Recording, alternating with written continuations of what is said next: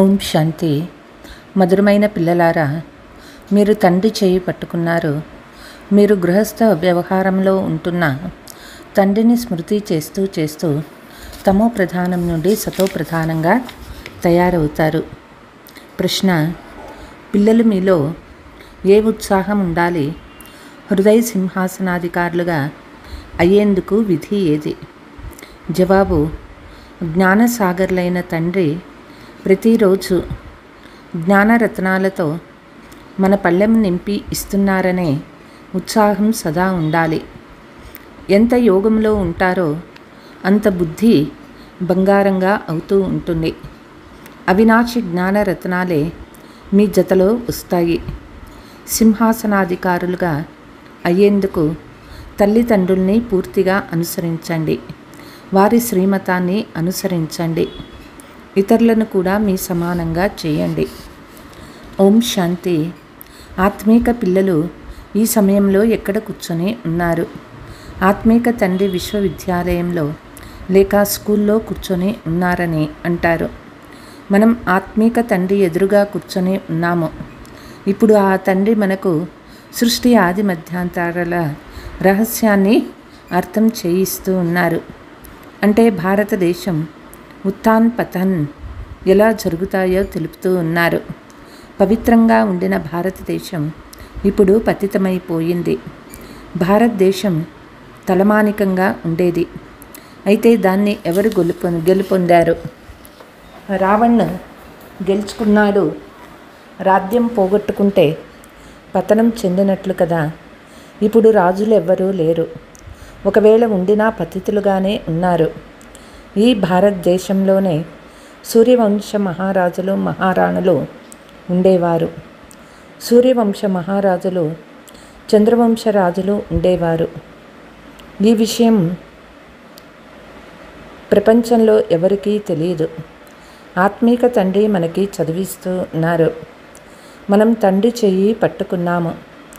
గృహస్థ వ్యవహారంలో ఉన్న ఇప్పుడు సంగమ యుగంలో నిలబడి ఉన్నామని బుద్ధిలో ఉంది. పతిత ప్రపంచం నుండి మనము పావన ప్రపంచంలోకి పోతాము. కలియుగం పతిత యుగము, సత్యయుగం పావన యుగము. పతిత మానవులు పావన మనుషుల ఎదురుగా వెళ్ళి నమస్కరిస్తారు. వారు కూడా భారతదేశంలోనే మనుషులే, కానీ వారు దైవీ గుణాలు కలిగిన వారు. తండ్రి ద్వారా మనం కూడా ఇటువంటి దైవీ గుణాలను ధారణ చేస్తున్నామని పిల్లలు మీకు తెలుసు. సత్యయుగంలో ఈ పురుషార్థం మనం బాబాను స్మృతి చేసి తమో ప్రధానం నుండి సతో ప్రధానంగా ఎంతవరకు అయ్యామో అని సదా స్వయాన్ని పరిశీలించుకుంటూ ఉండాలి. తండ్రిని ఎంత స్మృతి చేస్తారో అంత సతో ప్రధానంగా అవుతారు. తండ్రి ఏమో సదా సతో ప్రధానంగానే ఉంటారు. ఇప్పుడు ఇది పతిత ప్రపంచము, పతిత భారతదేశము. పావన ప్రపంచంలో పావన భారతదేశం ఉండేది. ప్రదర్శనలో మీ వద్దకు అనేక ప్రకారాల మనుషులు వస్తారు. భోజనం ఎలా అవసరమో ఈ వికారాలు కూడా భోజనమే. అవి కూడా అంతే అవసరమే. అవి లేకుంటే చనిపోతామని కొంతమంది అంటారు. అలాంటిదేమీ లేదు. సన్యాసీలు పవిత్రంగా ఉంటారు. వాళ్ళేమైనా చనిపోతారా? ఇలా మాట్లాడే వారిని అజామిల్ వంటి మహాపాపాత్మ అని భావించాలి. వికారాలు లేకుంటే మరణిస్తారా? దీన్ని భోజనంతో పోలుస్తారా అని అడగాలి. స్వర్గంలో వచ్చేవారు సతో ప్రధానంగా ఉంటారు. ఆ తర్వాత సతో రజో తమోలోకి వస్తారు. వెనక వచ్చే ఆత్మలు వికారాలు లేని ప్రపంచాన్ని చూడను కూడా చూడరు. అందుకే అటువంటి ఆత్మలు వికారాలు లేకుండా మేము ఉండలేమని అంటారు. సూర్యవంశంలోకి వచ్చేవారు బుద్ధికి ఇది సత్యమైన విషయం అని వెంటనే తోస్తుంది. స్వర్గంలో వికారాలకు నామరూపాలు కూడా ఉండవు. రకరకాల మనుషులు రకరకాలుగా మాట్లాడుతూ ఉంటారు. పుష్పాలుగా ఎవరెవరు అవుతారో మీకు తెలుసు. కొంతమంది ముళ్ళుగానే ఉండిపోతారు. స్వర్గాన్ని పూల తోట అని అంటారు. ఇది ముళ్ళ అడవి. ముళ్ళలో కూడా అనేక ప్రకారాలు ఉంటాయి కదా. మనం పుష్పాలుగా అవుతున్నామని ఇప్పుడు మీకు తెలుసు. లక్ష్మీనారాయణుడు సదా గులాబీ పువ్వులే. వీరిని పుష్పరాజులు అని అంటారు. దైవీ పుష్పరాధ్యము కదా. వారు కూడా తప్పకుండా పురుషార్థం చేసి ఉంటారు. చదువు ద్వారా తయారయ్యారు కదా. మనం ఇప్పుడు ఈశ్వరీయ పరివారానికి చెందిన వారిగా అయ్యామని మీకు తెలుసు. మొదట ఈశ్వరుడంటే తెలియనే తెలియదు. తండ్రి వచ్చి ఈ కుటుంబాన్ని తయారు చేశారు. తండ్రి మొదట స్త్రీని దత్తత తీసుకొని ఆ తర్వాత వారి ద్వారా పిల్లలను రచిస్తాడు. బాబా కూడా ఇతన్ని దత్తు తీసుకున్నాడు. ఇతని ద్వారా పిల్లలను రచించారు. వీరంతా బీకేలు కదా. ఈ సంబంధం ప్రవృత్తి మార్గానికి చెందింది. సన్యాసిల్ది నివృత్తి మార్గము. అందులో మమ్మా బాబా అని అనరు. మీరిక్కడ మమ్మా బాబా అని పిలుస్తారు. ఇతర సత్సంగాలన్నీ నివృత్తి మార్గానికి చెందినవి. ఈ ఒక్క తండ్రిని మాత్రమే మీరు మాత్పిత అని పిలుస్తారు. భారతదేశంలో పవిత్ర ప్రవృత్తి మార్గం ఉండేదని తండ్రి కూర్చొని అర్థం చేయిస్తూ ఉన్నారు. ఇప్పుడు అపవిత్రమైపోయింది. నేను మళ్ళీ అదే ప్రవృత్తి మార్గము స్థాపన చేస్తున్నాను. మన ధర్మం చాలా సుఖమిచ్చేదని మీకు తెలుసు. మనం మళ్ళీ పాత ధర్మానికి చెందిన వారి సాంగత్యం ఎందుకు చేయాలి? మీరు స్వర్గంలో ఎంత సుఖంగా ఉంటారు. వజ్ర వైడూర్యాలు భవనాలు ఉంటాయి. ఇక్కడ అమెరికా రష్యా దేశాలలో ఎలాంటి ధనవంతులుగా ఉన్నా స్వర్గంలో ఉన్నంత సుఖం ఉండదు. ఇక్కడ బంగారు ఇటుకలతో భవనాలు ఎవ్వరూ కట్టించలేరు. స్వర్గం వంటి సుఖం ఉండదు. బంగారు మెహళ్ళు సత్యయుగంలో మాత్రమే ఉంటాయి. ఇక్కడ బంగారు లేనే లేదు. స్వర్గంలో ప్రతి చోట వజ్ర వైడూర్యాలు పొదిగించబడి ఉంటాయి. ఇక్కడ వజ్రాల ధర ఎంతగానో పెరిగిపోయింది. ఇదంతా మట్టిలో కలిసిపోతుంది. నూతన ప్రపంచంలో మళ్ళీ నూతన గనులు నిండుగా ఉంటాయని బాబా అర్థం చేయించారు. ఇప్పుడు ఇవన్నీ ఖాళీ అవుతూ ఉంటాయి. సాగరుడు వజ్ర వైడూర్యాల పళ్ళాన్ని ఇచ్చి అంటారు. అక్కడ లెక్కలేనన్ని వజ్రాలు దొరుకుతాయి. సాగరుణ్ణి కూడా దేవతా రూపంగా భావిస్తారు. తండ్రి జ్ఞానసాగరుడని మీకు తెలుసు. ప్రతిరోజు మనకి జ్ఞానరత్నాల పళ్ళెం నింపిస్తారు. సదా ఉల్లాసంగా ఉండాలి. సముద్రాలన్నీ నీటి సాగర్లు. తండ్రి జ్ఞానసాగర్లు. బుద్ధిలో జ్ఞానం నింపుతారు. ఎంత యోగములో ఉంటారో బుద్ధి అంతా బంగారు సమానంగా అవుతూ ఉంటుంది. ఈ అవినాశి జ్ఞాన రత్నాలను మీరు వెంట తీసుకువెళ్తారు. తండ్రి స్మృతి మరియు ఈ జ్ఞానము ముఖ్యమైనవి. పిల్లలు మీలో చాలా ఉల్లాసం ఉండాలి. తండ్రి కూడా గుప్తమైన వారు. అలాగే మీరు కూడా గుప్తమైన సైన్యము. అహింసాయుత గుప్త యోధులని అంటారు. ఫలానా వారు చాలా శక్తిశాలి యోధులని అంటారు. నామరూపాలు తెలియవు అని అనేందుకు వీలు లేదు. ప్రభుత్వం వారి వద్ద ఒక్కొక్కరి పేరు వారి గుర్తులు కూడా ఉంటాయి. గుప్త యోధులు అహింసకులు అనేవి మీ గుర్తులే. మీ పేర్లు అన్నిటికంటే మొట్టమొదటి హింస వికారము. ఇదే ఆది మధ్యాంతాలు దుఃఖాన్ని ఇస్తాయి. అందుకే ఓ పతిత పావన, మీరొచ్చి పతితులైన మమ్మల్ని పావనంగా చేయండి అని అంటారు. పావన ప్రపంచంలో ఒక్కరు కూడా పతితులు ఉండరు. ఇప్పుడు మనం భగవంతుని నుండి వారసత్వం తీసుకునేందుకు భగవంతుని పిల్లలుగా అయ్యామని మీకు తెలుసు. కానీ మాయ తక్కువైనదేమీ కాదు. మాయ ఒక్కసారిగా చెంపదెబ్బ వేస్తే పోయి మురికి కాలువలో పడతారు. వికారాలకు వశమయ్యే వారి బుద్ధి ఒక్కసారిగా సమాప్తమైపోతుంది. పరస్పరము దేహదారులపై ప్రీతి ఉంచాలి. ఏ దేహదారిని ప్రేమించరాదు. దేహము లేని విచిత్రమైన ఆ తండ్రినే ప్రేమించండి. తండ్రి ఎంతగా అర్థం చేయిస్తున్నా అర్థం చేసుకోరు. అదృష్టంలో లేకుంటే పరస్పరం దేహాలలో చిక్కుకుంటారు. మీరు కూడా ఆత్మలని యోగులేనని బాబా ఎంతగానో అర్థం చేయిస్తూ ఉన్నారు. ఆత్మ పరమాత్మ రూపము ఒక్కటిగానే ఉంటుంది. ఆత్మ చిన్నవిగా పెద్దవిగా ఉండవు. ఆత్మ అవినాశి, ప్రతి ఒక్కరి పాత్ర డ్రామాలో నిశ్చయింపబడి ఉంది. ఇప్పుడు అనేక మంది మనుషులు ఉన్నారు. తర్వాత కేవలం 9-10 లక్షల మంది మాత్రమే ఉంటారు. సతయుగ ఆరంభంలో ఎంత చిన్న వృక్షంగా ఉండేది. ప్రళయం ఎప్పుడూ జరగదు.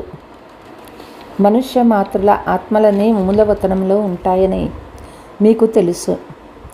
ఆత్మల వృక్షం కూడా ఉంది. విత్తనం వేస్తే దాని నుండి వృక్షమంతా వెలువడుతుంది కదా. మొట్టమొదట 2 ఆకులు వస్తాయి. ఇది కూడా అనంతమైన వృక్షము. సృష్టి చక్రాన్ని చూపించి అర్థం చేయించటం ఎంతో సులభము. ఆలోచించి చూడండి. ఇప్పుడుండేది కలియుగము. సత్యయుగంలో ఒకే ధర్మం ఉండేది. అక్కడ కూడా కొద్దిమంది మనుషులే ఉంటారు. ఇప్పుడు ఎంతమంది మనుషులు, ఎన్ని ధర్మాలు ఉన్నాయి? ఇంతమంది మొదట లేనే లేరు. వారంతా ఎక్కడికి వెళ్తారు? ఆత్మలన్నీ పరంధామంలోకి వెళ్ళిపోతాయి. మీ బుద్ధిలో మొత్తం జ్ఞానమంతా ఉన్నది. తండ్రి ఎలా జ్ఞానసాగర్లో మిమ్మల్ని కూడా అలాగే తయారు చేస్తారు. మీరు చదువుకొని ఈ పదవిని పొందుతారు. తండ్రి స్వర్గ రచయిత అయినందున స్వర్గ వారసత్వాన్ని భారతీయులకు ఇస్తారు. మిగిలిన వారందరినీ ఇంటికి వాపస్ వెళ్తారు. తండ్రి అంటూ ఉన్నారు, పిల్లలు, మిమ్మల్ని చదివించేందుకు నేను వచ్చాను. ఎంత పురుషార్థం చేస్తారో అంత పదవి పొందుతారు. శ్రీమతాన్ని ఎంత బాగా అనుసరిస్తారో అంత శ్రేష్టంగా అవుతారు. ఆధారమంతా పురుషార్థం పైనే ఉంది. ఎంత బాగా అనుసరిస్తారో అంత శ్రేష్టంగా అవుతారు.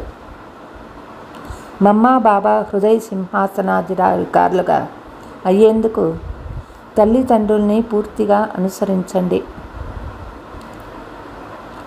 సింహాసనాధికారులు అవ్వాలి అంటే వాళ్ళు చెప్పినట్లు నడవండి.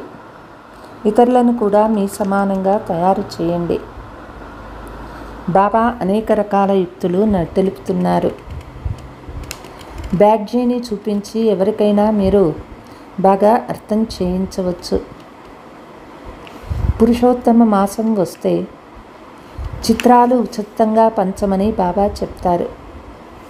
బాబా బహుమతుల్ని ఇస్తారు. మీ చేతికి ధనం వస్తే బాబాకి కూడా ఖర్చులుంటాయి కదా అని అర్థం చేసుకొని వెంటనే బాబాకు పంపిస్తారు. అందరి ఇల్లు ఒకటే కదా. ట్రాన్స్లైట్ చిత్రాలు ప్రదర్శని తయారైతే దాన్ని చూసేందుకు చాలామంది వస్తారు. అది పుణ్యకార్యం కదా. మనుషుల్ని ముళ్ళ నుండి పుష్పాలుగా, పాపాత్ముల్ని పుణ్యాత్ములుగా చేస్తారు. దీనిని విహంగ మార్గమని అంటారు. ప్రదర్శనీలో స్టాల్ తీసుకోవడం వల్ల చాలామంది వస్తారు. ఖర్చు తక్కువగా ఉంటుంది. స్వర్గరాధ్యాన్ని తండ్రి నుండి ఖరీదు చేసేందుకు మీరు ఇక్కడికి వస్తూ ఉన్నారు. స్వర్గరాధ్యాన్ని ఖరీదు చేసేందుకు చిత్ర ప్రదర్శనకు కూడా వస్తారు. ఇది దుకాణం కదా. తండ్రి చెప్తూ ఉన్నారు, ఈ జ్ఞానము ద్వారా మీకు చాలా సుఖం లభిస్తుంది. కనుక బాగా చదువుకొని పురుషార్థం చేసి ఫుల్ పాస్ అవ్వాలి. తండ్రి స్వయంగా కూర్చొని తన పరిచయాన్ని, రచన యొక్క ఆది మధ్యాంతాల పరిచయాన్ని తెలుపుతున్నారు. ఇతరులెవ్వరూ తెలుపలేరు. తండ్రి ద్వారా మీరు త్రికాలదర్శులుగా అవుతారు. తండ్రి అంటూ ఉన్నారు, నేను ఎవరో, ఎలా ఉన్నానో యథార్థ రీతిగా ఎవ్వరినీ తెలియదు. మీకు కూడా నెంబర్ వారుగా తెలుసు. యథార్థంగా తెలుసుకుంటే నన్ను ఎప్పుడూ వదిలిపెట్టరు. ఇది చాలా మంచి చదువు. భగవంతుడే కూర్చొని చదివిస్తూ ఉన్నారు. నేను మీకు వినయ విధేయతలు గల సేవకుడిని. తండ్రి, టీచర్ ఇరువురు కూడా విధేయత గల సేవకులుగా ఉంటారు. డ్రామాలో నా పాత్రనే అలా ఉంది. అందరినీ నా వెంట తీసుకువెళ్తాను. శ్రీమతాన్ని అనుసరిస్తూ గౌరవపూర్వకంగా ఉత్తీర్ణులవ్వాలి. ఈ చదువు చాలా సులభమైనది. చదివించేవారు అందరికంటే వృద్ధులు. శివబాబా అంటూ ఉన్నారు, నేను వృద్ధుణ్ణే కాను. ఆత్మ ఎప్పుడూ ముసలిగా కాదు, కానీ రాతి బుద్ధిగా అవుతుంది. నాది పారస్ బుద్ధి. అందుకే మిమ్మల్ని పారస్ బుద్ధిగా తయారు చేసేందుకు వస్తాను. కల్పకల్పము ఒక్కసారి మాత్రమే వస్తాను. లెక్కలేనన్ని సార్లు మిమ్మల్ని చదివిస్తాను. అయినా మీరు నన్ను మర్చిపోతారు. సత్యయుగంలో ఈ జ్ఞానము అవసరం ఉండదు. తండ్రి ఎంతో మంచి రీతిగా అర్థం చేయిస్తూ ఉన్నారు. తండ్రికి విడాకులు ఇచ్చేస్తారు. అందుకే మహామూర్ఖుల్ని చూడాలనుకుంటే ఇక్కడే చూడమని చెప్తారు. స్వర్గ వారసత్వం ఎవరి ద్వారా లభిస్తుందో అటువంటి తండ్రిని కూడా వదిలేస్తారు. తండ్రి చెప్తూ ఉన్నారు, నా శ్రీమతాన్ని అనుసరిస్తే అమరలోకంలో విశ్వమాలికులుగా, మహారాజులుగా అవుతారు. ఇది మృత్యులోకము. పూజ్య దేవీ దేవతలుగా ఉండేమారమని పిల్లలకి తెలుసు. ఇప్పుడు మనం ఎలా తయారయ్యాము? పతితులుగా, పికారులుగా అయ్యాము. ఇప్పుడు మళ్ళీ మనమే రాకుమారులుగా అవుతాము. అందరూ పురుషార్థం ఏకరసంగా ఉండేందుకు వీలు లేదు. కొంతమంది విడిచిపెట్టి వెళ్ళిపోతారు. కొంతమంది ద్రోహులుగా అవుతారు. ఇటువంటి ద్రోహులు కూడా చాలామంది ఉన్నారు. వారితో కనీసం మాట్లాడను కూడా మాట్లాడరాదు. జ్ఞాన విషయాలు తప్ప ఏ విషయాలు అడిగినా పిశాచితనమని భావించండి. సత్సంగం తేలుస్తుంది, కుసంగం ముంచేస్తుంది. ఎవరు జ్ఞానంలో తెలివైన వారుగా ఉంటారో వారు బాబా హృదయాన్ని అధిరోహించి ఉంటారు. వారి సాంగత్యం చేయండి. వారు మీకు మధురాతి మధురమైన జ్ఞాన విషయాలు వినిపిస్తారు. अच्छा, मीठे मीठे सिकीलते बच्चों प्रति माता पिता बाप दादा का याद प्यार और गुड मॉर्निंग। रूहानी बाप की रूहानी बच्चों को नमस्ते। हम रूहानी बच्चों की रूहानी माता पिता बाप दादा को याद प्यार गुड मॉर्निंग, नमस्ते नमस्ते। धारणा, దేహము లేని విచిత్రమైన తండ్రిని ప్రేమించాలి. ఏ దేహదారి నామరూపాలలో బుద్ధిని చిక్కుకోనివ్వరాదు. మాయతో చెంపదెబ్బలు తినకుండా స్వయాన్ని సంభాళించుకోవాలి. జ్ఞాన విషయాలు తప్ప ఇతర విషయాలు వినిపించే వారి సాంగత్యం చేయరాదు. పూర్తిగా పావనమయ్యే పురుషార్థం చేయాలి. ముళ్ళని పువ్వులుగా మార్చే సేవ చేయాలి. వరదానము: ఒక్క తండ్రి తప్ప మరెవ్వరూ లేరు. ఈ స్మృతి ద్వారా బంధనముక్తి యోగయుక్త భవ. ఇప్పుడు ఇది ఇంటికి వెళ్ళే సమయము కాబట్టి బంధనముక్తులుగా యోగయుక్తులుగా అవ్వండి. బంధనముక్తులుగా డ్రెస్సు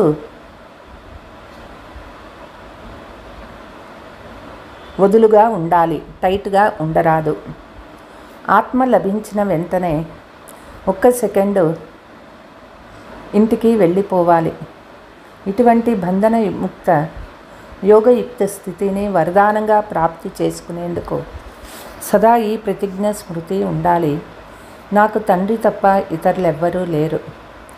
ఎందుకంటే ఇంటికి వెళ్ళేందుకు, సతీగి రాజ్యంలోకి వచ్చేందుకు పాత శరీరాన్ని వదిలివేయాల్సి వస్తుంది. కనుక ఇలా ఎవరు రెడీగా అయ్యానా, లేక ఇంకా ఇప్పటి వరకు ఏమైనా తాళ్ళు బంధించి ఉన్నాయా? ఈ పాత శరీరం బిగుతుగా అయితే లేదు కదా, చెకింగ్ చేసుకోండి. స్లోగన్: వ్యర్థ సంకల్పాలను, అదనపు భోజనం తినకుంటే ఊబకాయం యొక్క జబ్బుల నుండి తప్పించుకుంటారు. అచ్చా. ఓం శాంతి.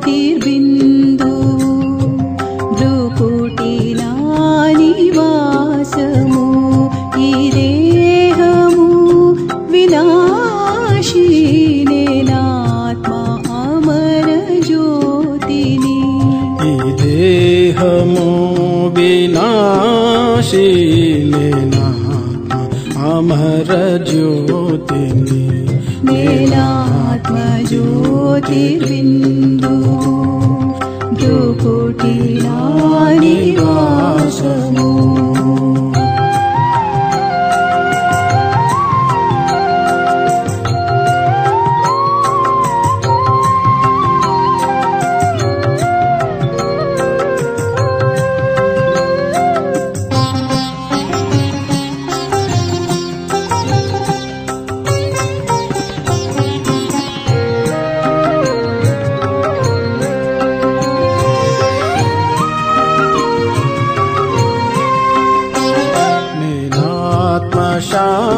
शान्तरूपमु चैतन्यमु प्रकाशमु नीनात्म शान्तरूपमु चैतन्यमु प्रकाशमु पवित्रमु शक्तिरूपमु अविनाशिने अव्यक्तमु अविनाशिने ज्योतिर्बिन्दु भ्रुकुटिला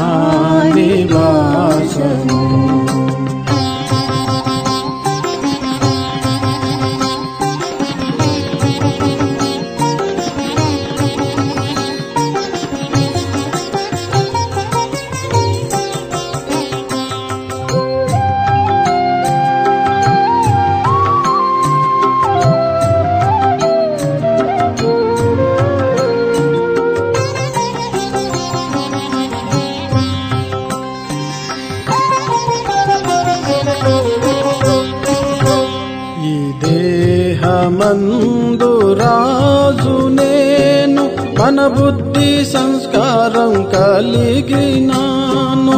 దేహమందు రాజు నేను, మన బుద్ధి సంస్కారం కలిగినాను.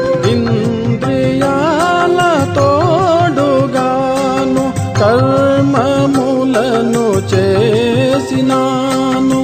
కర్మములను చేసిన నేనాత్మజ్యోతిర్బిందు భ్రూకుటి నా నివాసము.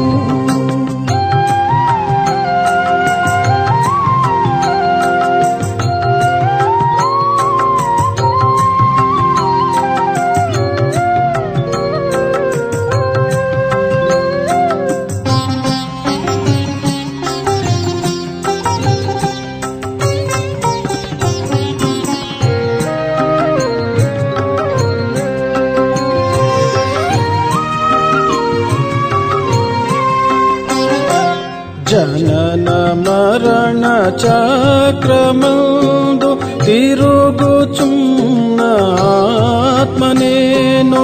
జనన మరణ చక్రమందు తిరుగుచున్న ఆత్మ నేను. పరమధామవాసి అయిన పరంజ్యోతి శివుని సుతుడు. శివుని సుతనేనాత్మజ్యోతిర్బిందు భ్రూకుటి నా నివాసము. ఈ దేహము వినాశీ నేనాత్మ అమర జ్యోతిని, నేనాత్మ అమర జ్యోతిని, నేనాత్మ అమర